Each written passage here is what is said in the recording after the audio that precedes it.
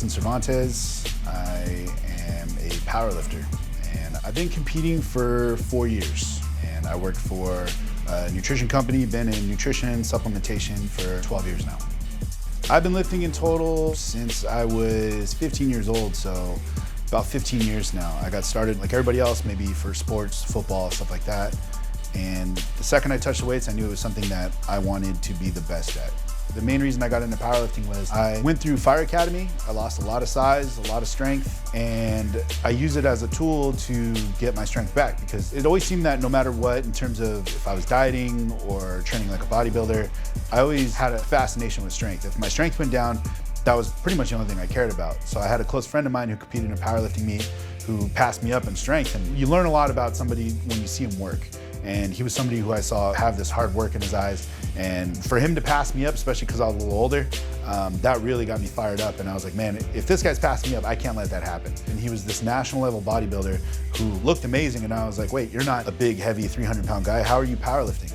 And he got me into it. The second I got done with Fire Academy, I hit him up and I said, hey, what's this powerlifting thing all about? Eventually, he just signed me up for a meet and was like, hey, you're doing this meet. And lo and behold, I found out it was a state championship.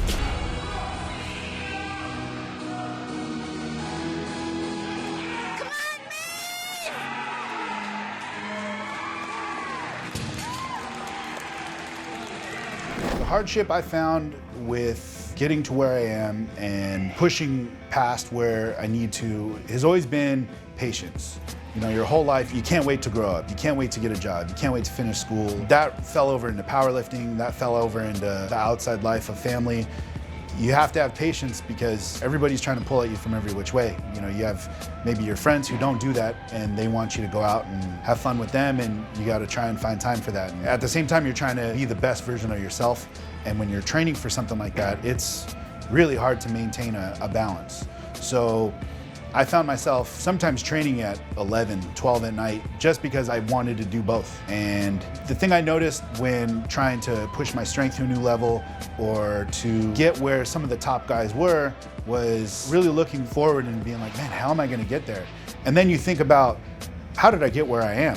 And the biggest thing with that has just been consistency. That's the best way to deal with patience. You know, eventually, like I said, 15 years is down the road, and I think I've placed myself in a very top category just from the amount of work I've done and the amount of times I was against not going. Staying humble in and outside of the gym just helps me remember that whatever you're doing in terms of, say it's powerlifting or say it's work, that things are gonna move on without you. So you're not the end-all be-all to powerlifting. It's bigger than you. It's a sport. So the more you can get your head wrapped around that, the more you can realize that whatever you do, the world doesn't revolve around you. It's a niche sport that we get ourselves into, and nobody owes you anything. So when you make it big, or you know, whatever that means to anybody, you're still really a small blip on a spectrum of everything else. So you have to stay humble, because if you really think you are the best at what you're doing, how can you get any better?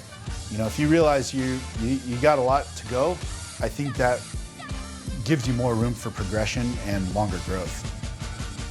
Powerlifting has grown so much, and even the sport itself changed. When I first competed, there were only around 20 to 40 lifters, and everyone competed with a suit, which is like single ply or multi-ply.